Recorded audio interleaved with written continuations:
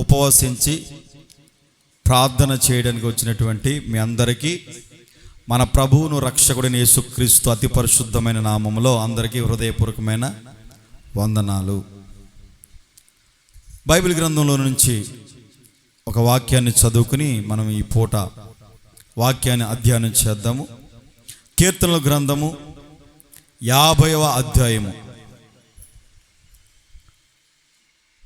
కీర్తనల గ్రంథము 50వ అధ్యాయము 15వ వచనాన్ని చదువుదాం. ఆపత్కాలమున నీవు నన్ను గూర్చి మొర్రపెట్టుము, నేను నిన్ను విడిపించెదను, నీవు నన్ను మహిమపరచెదవు. I should explain. దేవుడు ఏమంటున్నారంటే, ఆపత్కాలములో నీవు నాకు మొరపెట్టు, నన్ను అడుగు, నేను నిన్ను విడిపించెదను. ఆపత్కాలం అనగా శోధన సమయము. ఆ సమయములో నువ్వు నన్ను అడుగు, నాకు మొరపెట్టు, నేనేం చేస్తానంటే ఆ బాధలో నుండి, ఆ శ్రమలలో నుండి, ఆ ఇబ్బంది కొలిములో నుండి నేను నిన్ను విడిపించెదను. అయితే తర్వాత నువ్వు చేయవలసిన పని ఏంట్రా బాబు అంటే, నీవు నన్ను మహిమపరచవలెను. Praise the lord. నీకున్న ఆపదల్లోనూ ఇబ్బందుల్లోనూ మొరపెట్టు, అడుగు దేవుణ్ణి, నా పరిస్థితి ప్రభువా, నా జీవితం ఇది నాయన అని నువ్వు అడుగు. అడిగితే ఆపత్కాలంలో నిన్ను దేవుడు ఏమంటున్నాడంటే విడిపిస్తాను. విడిపిస్తే నీవు నన్ను మహిమపరచెదు. అంతే కదండి. ఇప్పుడు ఒక వ్యక్తి వచ్చి ఓ 10,000 రూపాయలు అవసరమైనవి, నీకు అప్పు కావాలి, వెళ్ళి అడిగావు, 10,000 రూపాయలు అవసరం పడ్డాయండి, మరలా ఒక నెల రోజుల్లో నీకు ఇచ్చేస్తాను, నాకు కొంచెం బదులుగా ఇవ్వండి బాబు అని అడిగావు. ఆ వ్యక్తి నీకు 10,000 రూపాయలు ఇచ్చాడు. ఏ సమయంలో? కష్టకాలంలో. అప్పుడు నువ్వేం చేస్తావు? ఆ మనిషిని బట్టి కౌగులించుకుని, ఏమండి, సంతోషంగా, అయ్యా నువ్వు నా పట్ల చేసిన ఉపకారం బట్టి థ్యాంక్స్ బాబు, కృతజ్ఞతలు బాబు అని చెప్పి సంతోషిస్తావు. ఆ వ్యక్తిని కొంచెం పొగుడుతామా లేదా? అక్కడికి వెళ్ళి వేరే వాళ్ళ దగ్గరికి వెళ్ళి ఏం చెప్తావు అంటే, నాకు అవసరం పడింది, డబ్బులు లేవురా బాబు అని దేవుణ్ణి ప్రార్థన చేశాను, దేవుని మహాకృపను బట్టి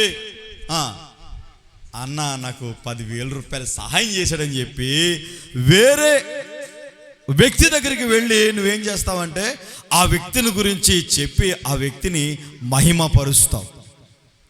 అవునా కాదా? అలా సీరియస్గా ఉన్నారంటే నవ్వుతూ చెప్పండి. దేవుని స్తోత్రం. అవునా కాదా? మరి ప్రభు నీ పట్ల చేసిన మేలును, ఉపకారాలను, ఆపత్కాలంలో ఆయన నిన్ను ఆదుకున్నటువంటి, విడిపించిన ఆ పరిస్థితులను నువ్వు జ్ఞాపకం చేసుకుని నువ్వేం చేయాలంటే, నీవు నీ కుటుంబము యేసయ్యను మహిమపరచాలి. Praise the lord. ఏం చేయాలక్క?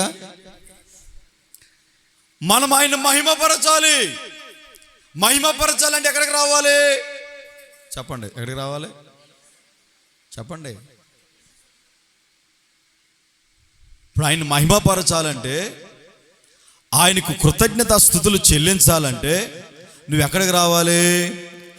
దేవుని మందిరానికి రావాలి. Praise the lord. నీవును నీ పిల్లలను కుటుంబ సమేతంగా మందిరానికి వచ్చి ఏం చేయాలంటే ఆయన నామాన్ని మహిమపరచాలి,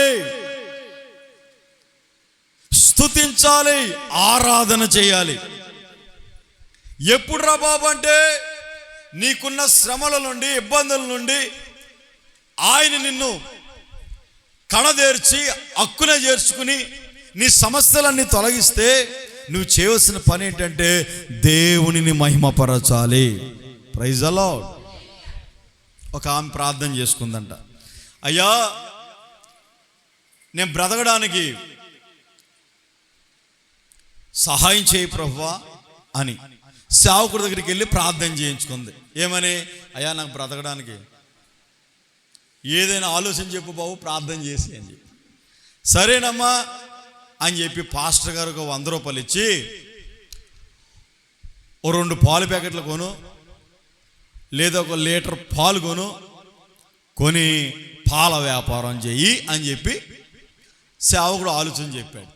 ఈమె ఏం చేసింది? అయ్యో దైవ సేవకుడు ఆయన సన్నిధిలో ప్రార్థన చేసి పాలు వ్యాపారం చేసుకోమని చెప్పి సేవకుడు మాట మీద నమ్మకం ఉంచి వెళ్ళి వ్యాపారాన్ని స్టార్ట్ చేసింది. Praise the lord. వారానికి ఒక రోజు లీటర్ పాలు అమ్మేది. ఆ పాలు అమ్మికి డబ్బులు తెచ్చుకుని మరలా ఇంకో లీటర్ పాలు కొని వారానికి రోజుకి 10 లీటర్ పాలు అమ్ముతూ ఉంది. ఎన్ని పాలు అమ్ముతుంది? కనీసం లీటర్కే ఒక 20 రూపాయలు వచ్చినాయి. ఎన్ని వచ్చినాయి? ఏం డబ్బులు వచ్చినాయి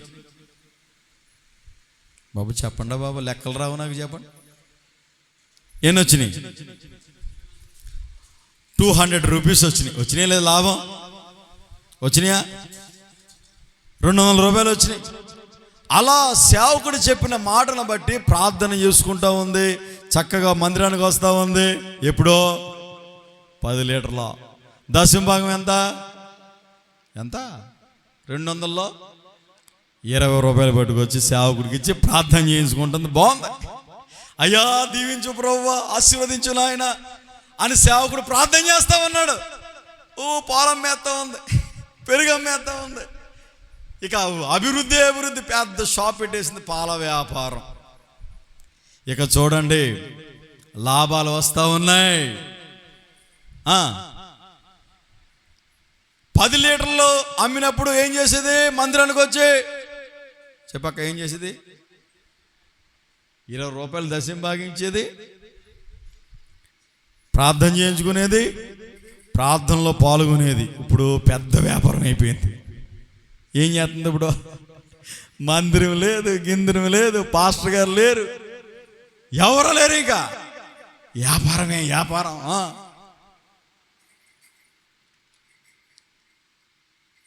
దేవుడు అన్యాయస్తుడా? Praise the lord. వ్యాపారమే వ్యాపారం. మర్చిపోయింది మందిరాన్ని, దేవుడిని మహిమపరచడం మర్చిపోయింది. ఇప్పుడు 100 రూపాయలు ఇచ్చి సేవకుడు ఏం చేశాడు? పాల వ్యాపారం చేసుకోమని ఆశీర్వదించి పంపించాడు. 10 లీటర్లు అమ్మేదాను, 200 రూపాయలు లాభం వచ్చేది. 20 రూపాయలు మందిరం తీసుకొచ్చి దేవుని సేవకుడికి ఇచ్చి ప్రార్థన చేసి దేవుని నామాన్ని ఆరాధించి మహిమపరిచి వెళ్ళేదాను. నువ్వు ఆశీర్వదించబడ్డావు. ఆశీర్వదించబడిన తర్వాత మందిరాన్ని మానుకుని దేవుని విడిచిపెట్టి వ్యాపారంలో పడింది తల్లే. ఏం చేయాలి నువ్వు? నిన్ను ఆశీర్వదించిన కొలది నువ్వు ప్రభువు నామాన్ని మహిమపరచాలి, ఘనపరచాలి. ఆయన సన్నిధికి వచ్చి ఆయన్ని ఆరాధించాలి. ఈ రోజున మనిషి ఆశీర్వదించిన విధానాన్ని మర్చిపోయి ఆపత్కాలంలో నిన్ను ఆదుకుని విడిపిస్తే, నీ అవసరతలు అక్కర్లన్నీ తీరిస్తే, అయ్యా నా బ్రతుకు బాగోలేదు కన్నీళ్ళు విడిస్తే, సేవకుడికి ప్రార్థన చేస్తే సేవకుడు ప్రార్థన, నీ ప్రార్థన ధూపం వల్లే దేవుని దగ్గరికి వెళ్ళి దేవుని కరుణ కటాక్షము నీ మీద కుమ్మరించబడి ప్రభువు నిన్ను ఆశీర్వదిస్తే, ఈ రోజున మనిషి మానవుడు ప్రభుని మహిమపరచకుండగా ఆరాధించకుండగా తనకిష్టం వచ్చినట్లుగా జీవిస్తూ ఉన్నాడు. మనం చేయవలసింది ఏంటంటే, దేవుడు నిన్ను ఆశీర్వదించిన కొలది ప్రభుని ఏం చేయాలంటే మహిమపరచాలి. హల్లెలూయా. ఏం చేయాలి?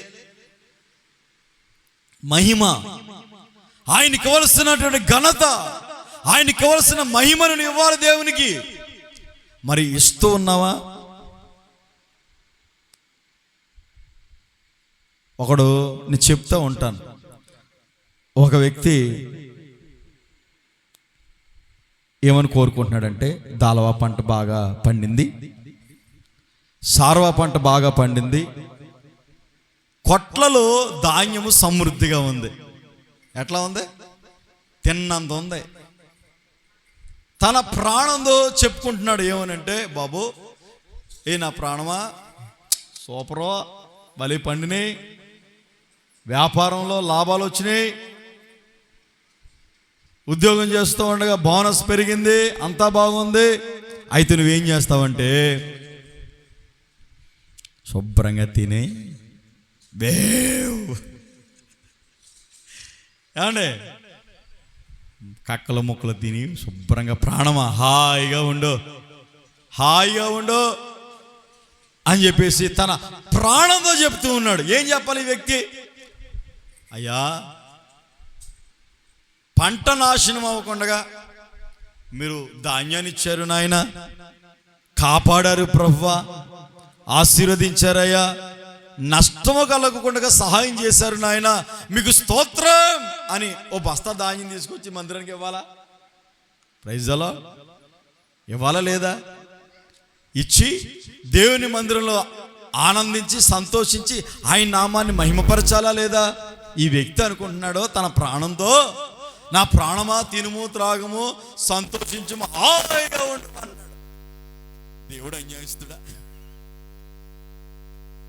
అన్యాయస్తుడంటే విన్నాడు. ఏమంటే మీ జాగ్రత్తగా ప్రతి ఒక్కరిని దేవుడు చూస్తాడు. Praise the lord. భూమి అందంతటా ఆయన కనుదృష్టి నిలిచి ఉంది. మంచివారి మీద చెడ్డవారి మీద ఆయన కనుదృష్టి ఉంది. అందరిని చూస్తాడు. ఏం మాట్లాడుతున్నావో అన్నీ వింటాడు ఆయన. విన్నాడా లేదా? విని అంటాడు, రే ఎర్రోడా అన్నాడు. ఏమన్నాడా? ఏం పేరు పెట్టాడండి? ఎర్రోడా. అవునా? అయితే కమ్, వచ్చే ఈ రాత్రి. ఏమైపోతుంది ధాన్యం? ఏమైపోతుంది డబ్బు? ఏమైపోతుంది బంగారం? ఏమైపోతుంది? ఏం చేసుకుంటాడు? ఆ రాత్రి ప్రభు ఏం చేశాడు? పరలోక ఏంటి పాట అది? ప్రియులారా దేని స్తోత్రం. ఇంకా యేసు ఆనంద యాత్ర. ఇంకా హల్లెలూయా. మనం అంతే కదా మరి, ఆనందంగా తీసుకెళ్తామా లేదా? ఏమేస్తాం? అవుట్లు వేస్తాం, పువ్వులు వేస్తాం, డ్రమ్ కట్టుకుంటూ పాటలు పాడుకుంటూ ఆనంద యాత్ర. ఇది ఆత్మీయాత్ర యేసుతో. అంతే, యేసు రక్తం. Praise the lord. నువ్వేం చేయాలంటే యేసయ్యను మహిమపరచాలి. అది మనం చేయవలసిన పని. ఇది మొదలుకొని నువ్వేం చేసావు అనవసరం నాకు. ఈ ఉపవాస ప్రార్థనకు వచ్చిన నీవు ప్రభు నామాన్ని మహిమపరచాలి. అందుకని అంటాడు, ఆపత్కాలంలో నాకు మొరపెట్టు, నేను విని నిన్ను విడిపిస్తాను. నీవు నన్ను ఏం చేయాలి? మహిమపరచాలి. గుర్తుపెట్టుకో. ఏంటి? ఆయన విడిపిస్తే ఆయన మహిమపరచు, ఆయన నామాన్ని ఘనపరచు. అప్పుడు దేవుడు ఇంకా నిన్ను ఆశీర్వదిస్తాడు. హల్లెలూయా. నీవును నీ కుటుంబమును దేవుని నామాన్ని మహిమపరచబడునుగాక, మహిమపరచదురుగాక. ఆయన ఘనమైన నామం మహిమపరచబడునుగాక. ఆమేన్. మరేం చేస్తున్నావు నువ్వు? పరిశీలన చేసుకో. ఒకసారి ఆలోచించు. దేవుని నామాన్ని మహిమపరుస్తున్నావు నువ్వు? ప్రశ్న వేసుకో. భూమిని ఆకాశాన్ని కలుగు చేస్తున్న దేవుడు, సమస్త జీవరాశిని నోటి మాట చేత 7 రోజుల్లో సృజించిన దేవుడు, నిన్ను సహితము తన స్వాస్థములతో తన పోలిక చొప్పున తన స్వరూప్యమందు ప్రభు మనం నిర్మించాడు. ఆ దేవుణ్ణి మహిమపరచకుండగా నువ్వెంత సంపాదించినా వ్యర్థము, వ్యర్థము, వ్యర్థము, జీరో. అందుకని చేయవలసిన పని ఏంటో తెలుసా? ఆయనని మహిమపరచాలి. Praise the lord. చప్పట్లు కొడుతూ ప్రభు నామమును మహిమపరచండి.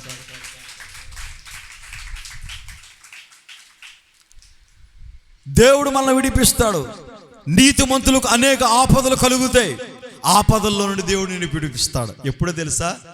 నీతిగా ఉండాలి మనం. ఎట్లా ఉండాలి చెప్పండి? నీతిగా ఉండాలి, యథార్థంగా ఉండాలి. అప్పుడు నీకు ఆపదలు కలుగుతాయి కదా. ఆపదలన్నిటిలో దేవుడు నిన్ను విడిపిస్తాడు. Praise the lord. హల్లెలూయా. ఒక విషయాన్ని చెప్తాను వినండి.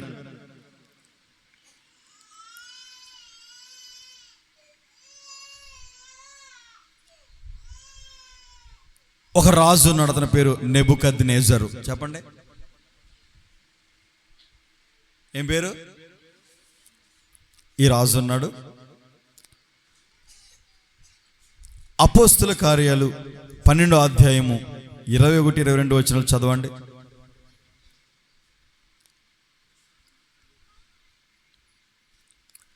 రాజు మహిమ పరచనందున ఏం జరిగిందో మీకు చూపిస్తాను. చదవండి అమ్మా యవనస్తులు. అపోస్తుల కార్యాలు 12వ అధ్యాయము 21 వచనం 22 వచనం చదవండి.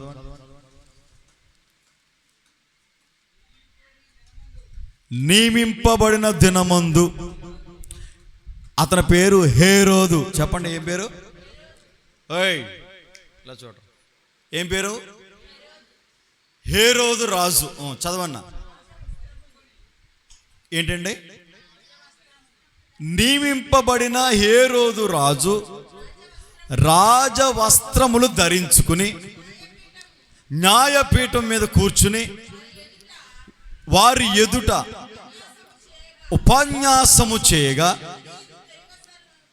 జనులు ఏమంటున్నారంటే, ఇది దైవ స్వరమే కానీ మానవ స్వరము కాదు. కేకలు వేస్తురి.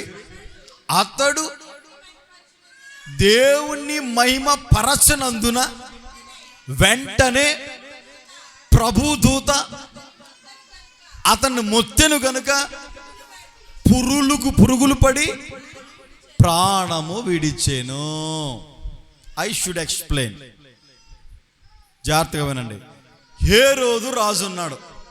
ఏమండి, ఆ రాజు వస్త్రాలు ధరించుకుని సింహాసనం మీద కూర్చుండి ఇజ్రాయేలు ప్రజలందరూ ఎదుట ఉపన్యాసం చేస్తా ఉన్నాడు. నాగిలాగా ఉపన్యాసం చేస్తా ఉన్నాడు. చేస్తూ ఉన్నప్పుడు వాళ్ళు అంటారు, అయ్య బాబోయ్, రాజుగారు మాట్లాడే మాటలు ఎట్లా ఉన్నాయో తెలుసా? ఇది రాజుగారు స్వరం కాదు, రాజుగారు మాటలు కాదు ఇవి. ఇది సాక్షాత్తు దేవుని స్వరమే, దేవుడు మాట్లాడినట్లే ఉంది అని అంటూ ఉన్నారు అని కేకలు వేస్తూ ఉన్నారు. కేకలు వేస్తూ ఉంటే ఈ రాజు ఏం చెప్పారు? హే, దేవునితో పోలుస్తారేంట్రా బాబు, నేను మానవుణ్ణి, ఆయన ఇచ్చాడు నాకు అధికారము, ఆయనకే మహిమ కలుగును గాక, ఆయనకే స్తోత్రం కలుగును గాక అని మనసులో కూడా అనుకోకుండా గర్వించాడు.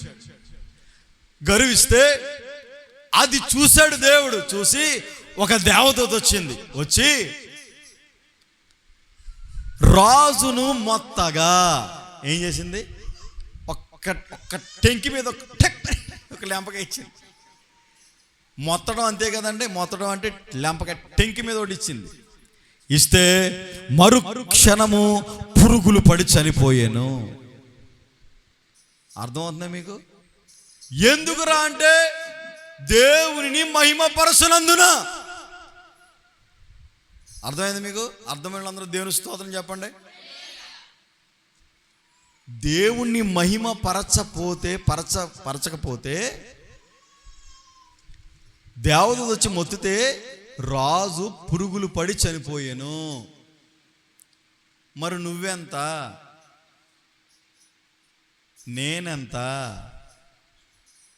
రాజుకే ఆ పరిస్థితి, మన పరిస్థితి ఏంటి? మీరు దేవుణ్ణి మహిమపరుస్తూ ఉన్నారా? దేవుని నామాన్ని ఘనపరుస్తున్నారా? మహిమ పరచకపోతే రాజుకే పరిస్థితి ఎంత దారుణంగా ఉందండి. అందుకని మనం ఏం చేయాలంటే, మనం నమ్ముకున్న దేవుణ్ణి, మనం సృజించిన దేవుణ్ణి, మనల్ని కాపాడుతున్న దేవుణ్ణి, పోషిస్తున్న దేవుణ్ణి ఏం చేయాలి? మహిమపరచాలి. ఏం చేయాలి?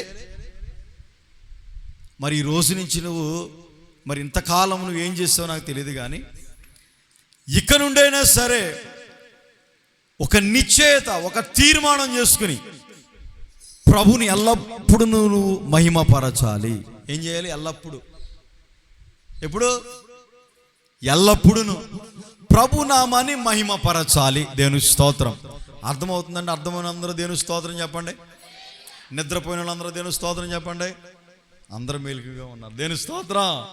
చాలా మంచి వాళ్ళు మీరు. హల్లెలూయా. ఆయన నామాన్ని మహిమపరచాలి మనం. ఆయన్ని మహిమపరచకపోతే దేవదూత వచ్చి హేరోదు రాజును మొత్తగా పురుగులు పడి చనిపోయాడు. అంటే ఇప్పుడు మనం చనిపోమండి, మన కుటుంబంలో ఆశీర్వాదం ఉండదు. ఎందుకంటే మనల్ని చనిపోకుండా యేసయ్య తన రక్తాన్ని కార్చి ప్రాణం పెట్టి మనల్ని స్వతంత్రులుగా చేశాడు. ఇప్పుడు మనం చనిపోం, కానీ మన కుటుంబ పరిస్థితి ఎట్లా ఉంటుందంటే దారుణంగా ఉంటుంది. అర్థమైంది మీకు? ఆధ్యాత్మికంగా అర్థం చేసుకోండి మీరు. బ్రతికి ఉంటామే కానీ చనిపోయిన వాళ్ళతోనే సమానం అని అర్థం మాట. అర్థమైంది మీకు? Praise the lord. ఆయన మహిమ పరచాలి మనం. ఆయనని మహిమ పరచడానికే దేవుడు మనల్ని సృజించాడు. హల్లెలూయా. Praise the lord. ఇంకో మాట చదువుకుందాం. రోమపత్రిక 1వ అధ్యాయము 21వ వచనము 22వ వచనం చదవండి.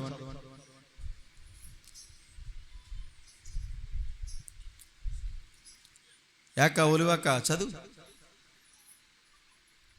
1వ అధ్యాయం రోమపత్రిక 21వ అధ్యాయం వచనము 22వ వచనం. 21, 22. Come on tell me.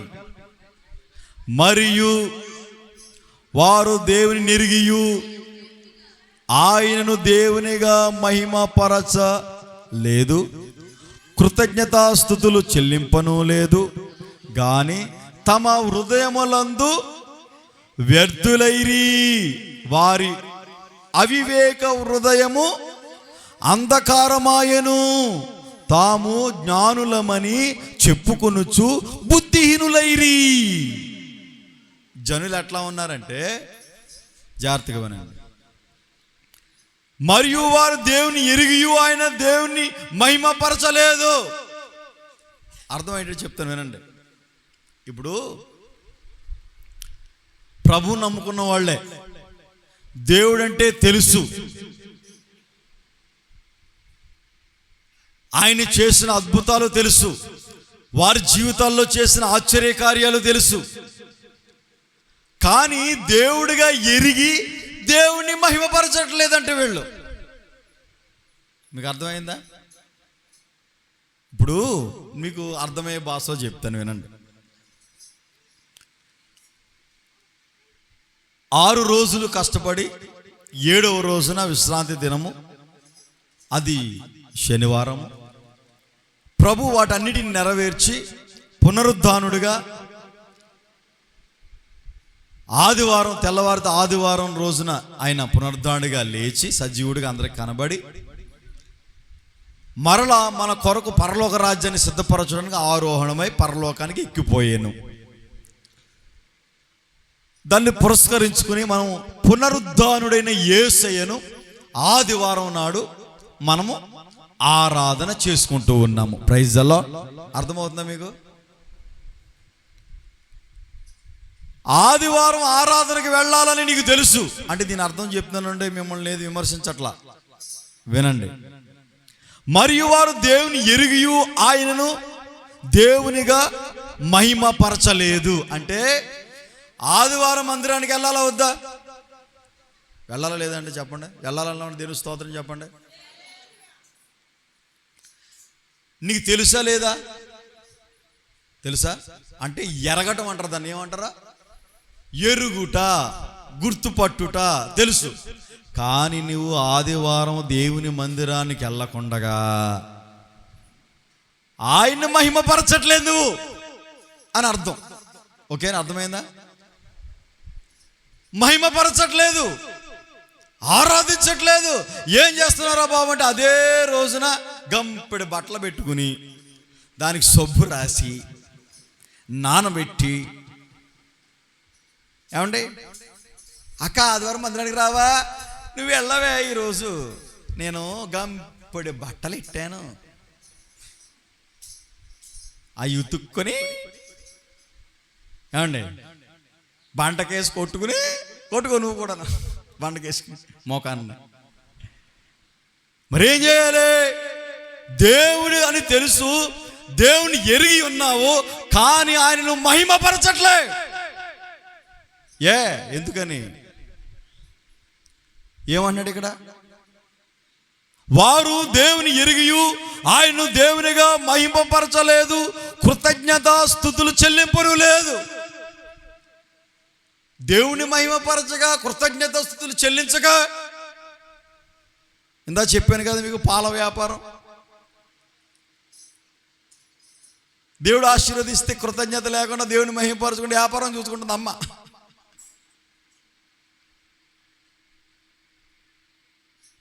ఈ దేవుడు అన్ని ఇస్తే నువ్వేం చేయాలంటే, నువ్వు కనుక్కున్న గంపుడి పిల్లలో నీ భర్త దేవుని మందిరానికి వచ్చి ఆయన నామాన్ని ఘనపరచాలి, మహిమపరచాలి. హల్లెలూయా.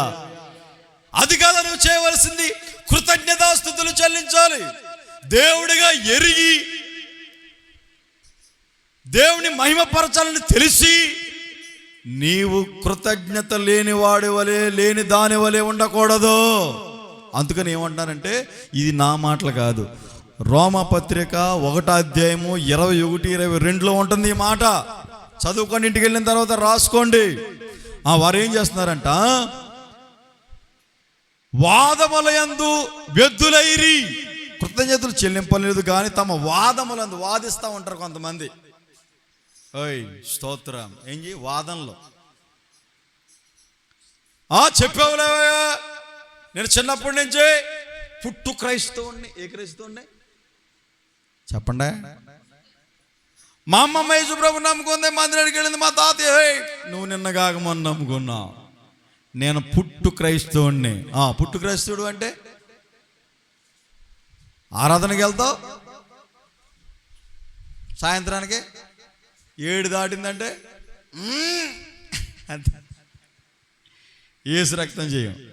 మరి ఏ క్రైస్తవుడు? వాదనలు అంటే ఇటువంటి వాదనలు అన్నమాట. బ్రతుకు మారదు, బుద్ధి మారదు, జీవితం మారదు. ప్రభుని మహిమ పరచవలసిన నీవు ఆ విషయం నీకు తెలుసు, అయినా సరే